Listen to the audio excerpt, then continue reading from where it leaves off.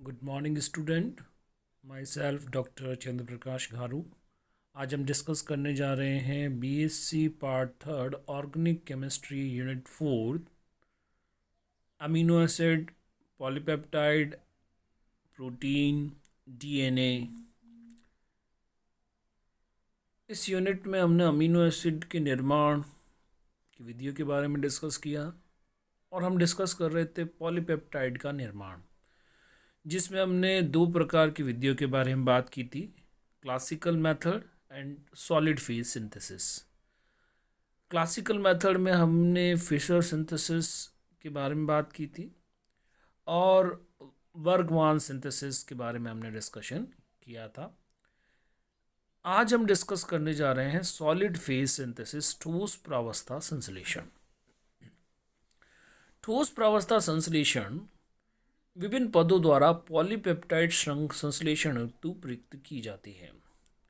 Classical method द्वारा di tri tetra peptide संश्लेषण आसानी से किया जा सकता है, परंतु पॉलीपेप्टाइड यानी कि ज़्यादा अमीनो एसिड आपस में उनका संघनन हो और एक बहुत लंबी पॉलीपेप्टाइड श्रृंखला का निर्माण हो, तो उसके लिए क्लासिकल मेथड जो है वो बहुत ज़्यादा कठिन हो जाता है, क्योंकि इस विधि में प्रत्येक कंडेंसेशन स्टेप के बाद में आपको जो अनयूज्ड अमीनो एसिड है उनको सेपरेट करना होता है। सेपरेशन प्रोसेस बहुत ज़्यादा कठिन प्रोसेस है। तो उस समस्या के निवारण हेतु यूएसए के वैज्ञानिक ब्रूसी मैरीफील्ड द्वारा ठोस प्रावस्था संश्लेषण की विधि दी गई। उन्होंने राइबोन्यूक्लियेज एंजाइम का सिंथेसिस ठोस प्रावस्था संश्लेषण के दौरान, यानी कि सबसे पहले सॉलिड फेज सिंथेसिस किसका किया गया? राइबोन्यूक्लियेज एंजाइम का। इस तकनीक के लिए मैरीफील्ड को नोबेल प्राइज दिया गया। ये विधि में कई सारे स्टेप है, उसमें सबसे पहला स्टेप है अमीनो एसिड का रक्षण। जैसा कि हर स्टेप के अंदर हम करते आए हैं, सबसे पहले हम अमीनो एसिड के कार्बोक्सिलिक ग्रुप या अमीनो ग्रुप को प्रोटेक्ट करते हैं। तो यहाँ पर भी सबसे पहला स्टेप जो है that is protection of amino group. तो इस तकनीक के इस पद में तृतीयक butyl oxy carbonyl chloride, tertiary butyl oxy carbonyl chloride लिया जाता है, जिसकी सहायता से अमीनो एसिड के NH2 यानी कि अमीनो समूह को प्रोटेक्ट किया जाता है, उसको डीएक्टिवेट किया जाता है। तो वो H और Cl एलिमिनेट हो जाएंगे सोडियम हाइड्रोक्साइड की प्रेजेंस में, और प्रोटेक्टेड रक्षित अमीनो एसिड हमें प्राप्त हो जाएगा। दूसरा स्टेप है सी सिरे पर ठोस रेजिन का जुड़ना। एन टर्मिनल पे आपका क्या आ गया है? ब्यूटाइल ऑक्सी कार्बोनिल क्लोराइड द्वारा रक्षित हो गया है एन टर्मिनल। तो अब सी टर्मिनल फ्री है। इस सी टर्मिनल पर पॉलीस्टाइरीन रेजिन के क्लोरोमेथिलीन व्युत्पन्न को रक्षित अमीनो अम्ल के सी सिरे से जोड़ा जाता है। क्या लिया? पॉलीस्टाइरीन रेजिन के क्लोरोमेथिलीन व्युत्पन्न को, डेरिवेटिव को लिया, और उसके द्वारा सी टर्मिनल को हमें प्रोटेक्ट करना है, यानी कि सी टर्मिनल पे आपका एस्टर फॉर्मेशन हो जाएगा और एक ठोस रेजिन जो है उससे जुड़ जाएगी। अब क्या करना है?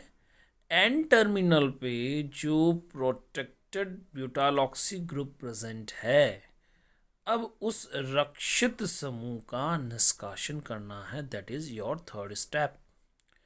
अब हम क्या करेंगे? ट्राइफ्लोरो एसिटिक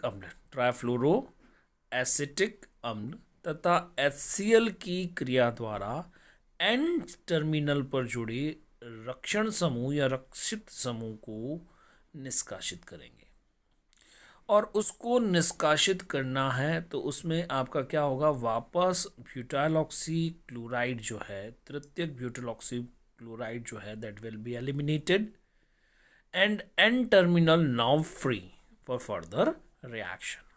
आपका जो एन टर्मिनल है now it is free. Fourth क्या है? रक्षित अमीनो अम्ल का संघनन। अब हम क्या करेंगे, again N terminal that is protected, एक अमीनो एसिड लेंगे। अभी तो हमारे पास क्या है, सॉलिड फेज से, सॉलिड फेज रेजिन से जुड़ा हुआ अमीनो एसिड है जिसका N terminal now it is free. अब हम दूसरा अमीनो एसिड लेंगे that is already protected by tertiary butyl oxy group. अब यहाँ पे अमीनो ग्रुप फ्री है, वहाँ पे क्या होगा, सी टर्मिनल फ्री होगा। तो आपका जो सॉलिड रेजिन के साथ में अमीनो एसिड जुड़ा है उसका एन टर्मिनल फ्री है, और टर्शियरी ब्यूटाइल ऑक्सी क्लोराइड से रक्षित आपका जो अमीनो एसिड है उसका सी टर्मिनल फ्री है। That is clearly shown here. आप देख सकते हैं यहाँ पर आपका जो रेजिन वाला पार्ट है उसमें एन टर्मिनल फ्री है, और जो टर्शियरी ब्यूटाइल ऑक्सी वाला पार्ट है उसके अंदर सी टर्मिनल फ्री है। N terminal that is amino group, C terminal that is carboxylic group react with each other. और ये जो संघनन अभिक्रिया होगी that is in presence of N N dash dicyclo N N dicyclohexyl carbodiimide, N N dicyclohexyl carbodiimide की उपस्थिति में ये संघनन अभिक्रिया अब करवाई जाती है। That will result in elimination of water, water का एलिमिनेशन होगा। यहाँ पे देखिए वाटर का एलिमिनेशन हो रहा है, और एन एन डाइसाइक्लोहेक्सिल कार्बेडिमाइड जो है that is shown here. Now what happen, water will eliminate and you will get dipeptide. इस डाइपेप्टाइड में रेजिन जुड़ा हुआ है, और साथ ही साथ यहाँ पे जो आपका एन टर्मिनल है वहाँ पेप्टाइड चेन का जो एन टर्मिनल है वहाँ क्या अटैच्ड है, tertiary butyl oxy chloride, carbonyl chloride जो है दैट इज अटैच्ड। तो डाइपेप्टाइड का निर्माण यहाँ पे हो गया। अब क्या है, नाउ जो आपका एन टर्मिनल से प्रोटेक्टिंग ग्रुप जुड़ा हुआ है that will B now removed. रक्षण समूह का निष्कासन, रिमूवल ऑफ प्रोटेक्टिंग ग्रुप किसकी प्रेजेंस में होगा, ट्राइफ्लोरो एसिटिक एसिड की प्रेजेंस में। ट्राइफ्लोरो एसिटिक एसिड तथा HCl की क्रिया द्वारा आप क्या करोगे, tertiary butyl oxy carbonyl chloride को आप रिमूव कर देंगे, और इस रिमूवल के बाद में आपको एक डाइपेप्टाइड मिलेगा जो कि सॉलिड रेजिन से जुड़ा हुआ है, और now it has free N terminal, इसका एन टर्मिनल फ्री है। और आप यहाँ देख सकते हैं कि यहाँ पर एक पॉलीपेप्टाइड बॉन्ड जो है जिसे पॉलीपेप्टाइड या पेप्टाइड बॉन्ड कहा जाता है that is present between the two amino acid. Now ठोस रेजिन का निष्कासन, रिमूवल ऑफ सॉलिड रेजिन। आप ये रिपीट करते जाएंगे, जितनी चेंज लॉन्ग चेन का फॉर्मेशन करना है you can do. After this removal of solid resin, जितनी रिक्वायरमेंट का है आपने, जैसे यहाँ डाइपेप्टाइड बनाया है you can form polypeptide chain with 100 amino acid, 1000 amino acid. Now solid resin का निष्कासन, रिमूवल ऑफ सॉलिड रेजिन। इच्छित लंबाई की पॉलीपेप्टाइड श्रृंखला के निर्माण के बाद में HBr तथा ट्राइफ्लोरोएसिटिक एसिड को प्रयुक्त किया जाता है। Now it is what is used, acetic acid in HBr। इसकी प्रेजेंस में आप क्या करते हैं, सॉलिड रेजिन को आप एलिमिनेट कर देते हैं, और आपका जो डिजायर्ड साइज की पॉलीपेप्टाइड चेन है यू विल गेट। तो ठोस संश्लेषण, ठोस प्रावस्था संश्लेषण या सॉलिड फेज सिंथेसिस की उपयोगिता क्या है, इसकी एप्लीकेशन क्या है, इसका इंपोर्टेंस क्या है। इसमें सबसे पहला यह विधि, इस विधि द्वारा कम समय में पेप्टाइड श्रृंखला का निर्माण हो जाता है। सेकंड, उत्पाद की जो लब्धि है, yield of the product is very high, बहुत अधिक होती है। इस विधि के प्रत्येक पद में पृथक्करण या शुद्धिकरण की आवश्यकता नहीं होती है. That is very complicated process. This process is free from separation and purification processes. प्राप्त उत्पाद शुद्ध होता है. You will get pure product. These all are some importance features of solid phase synthesis. Next topic that is we are going to discuss peptide की संरचना का निर्धारण. Determination of peptide structure. Peptide श्रृंखला का पेप्टाइड की संरचना का निर्धारण उसमें उपस्थित अमीनो अम्ल की पहचान, उनकी संख्या तथा उनके अनुक्रम के ज्ञान द्वारा किया जा सकता है. कैसे संरचना है तो कौन कौन से अमीनो एसिड जुड़े हुए हैं, कितने अमीनो एसिड जुड़े हुए हैं, कौन कौन से अमीनो एसिड जुड़े हुए हैं और इनकी श्रृंखला के अंदर इनके सीक्वेंस क्या है. ग्लाइसिन पहले है, एलालीन बाद में है, उसके बाद में फेनिल एलालीन है, व्हाटएवर.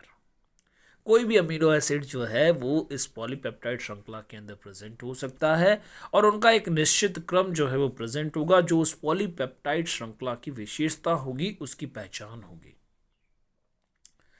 तो उसकी संरचना का निर्धारण करना है तो इसमें एम टर्मिनस अथवा सी टर्मिनस तथा अन्य अम्लों के अनुक्रम की पहचान की जाती है. Which amino acid is present on an terminal, which amino acid is present in C terminal and other amino acid किस सीक्वेंस में उपस्थित है, इसका ज्ञान संरचना निर्धारण में किया जाता है. तो वन बाय वन हम ये करेंगे जिससे हमें पॉलीपेप्टाइड संरचना जो है उसका पता चल जाएगा, उसकी संरचना में पता चल जाएगी और संरचना का निर्धारण किया जा सकेगा. तो सी टर्मिनल से निर्धारण करना है.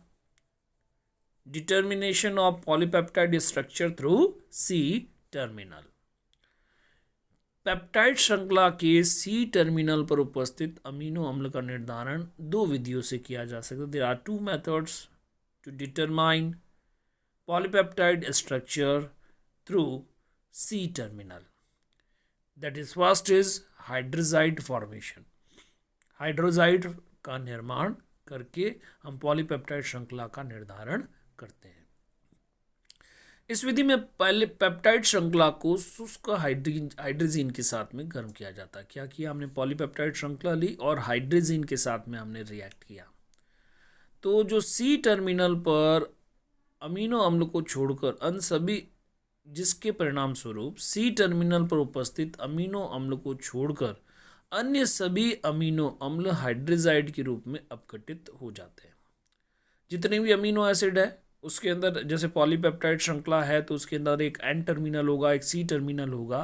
तो एन टर्मिनल को छोड़ दो, जैसे यहाँ पे एक डाईपेप्टाइड दिया गया है तो एन टर्मिनल के ऊपर एक अमीनो एसिड दे रखा है जिसके अंदर आर एल्काइल ग्रुप प्रेजेंट है या आर ग्रुप प्रेजेंट है. सी टर्मिनल के ऊपर जो आपका अमीनो एसिड जुड़ा हुआ है उसके अंदर आर डैश प्रेजेंट है. तो यहाँ पे क्या होगा, हाइड्रोजाइड का फॉर्मेशन होगा. हाइड्रोजाइड का फॉर्मेशन जो है वो सी टर्मिनल पर उपस्थित जो आपका अमीनो एसिड है वो हाइड्रोजाइड का निर्माण नहीं करेगा.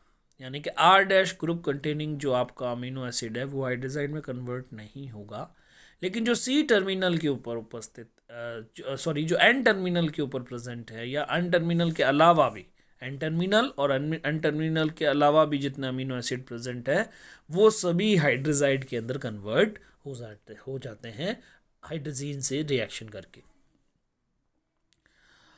प्राप्त मिश्रण के विलयन को वर्ण लेखनी स्तंभ पर प्रवाहित किया जाता है. क्रोमेटोग्राफिक कॉलम लिया जाता है. उस क्रोमेटोग्राफिक कॉलम के ऊपर हम क्या करते हैं, हमारा जो हाइड्रोजाइड का मिक्सचर है along with amino acid at C terminal, तो जितने भी हाइड्रोजाइड है और सी टर्मिनल का जो अमीनो एसिड है उसका जो मिक्सचर हमको प्राप्त हुआ उसको आप क्या करेंगे, वर्ण लेखनी स्तंभ या अपन कहें क्रोमेटोग्राफिक कॉलम के ऊपर हम उसके ऊपर प्रवाहित करते हैं. तो कॉलम में क्या भरा जाता है, कॉलम में आयन एक्सचेंज रेजिन को अधिशोषक के रूप में, एड्सॉर्बेंट के रूप में भरा जाता है. एड्सॉर्बेंट के रूप में क्या भरा जाता है, आयन एक्सचेंज रेजिन, आयन विनिमय रेजिन को अधिशोषक के रूप में इस स्तंभ में, इस कॉलम में भरा जाता है। हाइड्रोजाइडों की क्षारीय प्रकृति के कारण सभी वर्ण लेखनी स्तंभ पर अधिशोषित हो जाते हैं। There is a chemical interaction between your hydrazides and अधिशोषक यानी कि रेजिन जो है, आयन एक्सचेंज रेजिन है, उन दोनों के बीच में केमिकल इंटरैक्शन होगा और इस केमिकल इंटरैक्शन के थ्रू आपके हाइड्रोजाइड कॉलम के ऊपर एड्जॉर्ब हो जाएंगे, जबकि सी टर्मिनल का जो अमीनो एसिड है वो स्तंभ से गुजरता है नीचे की ओर, जैसे जैसे आप उसका इल्यूशन करते हैं, और वो नीचे वर्ण लेखनी स्तंभ पर आकर गलत जो है पृथक हो जाता है।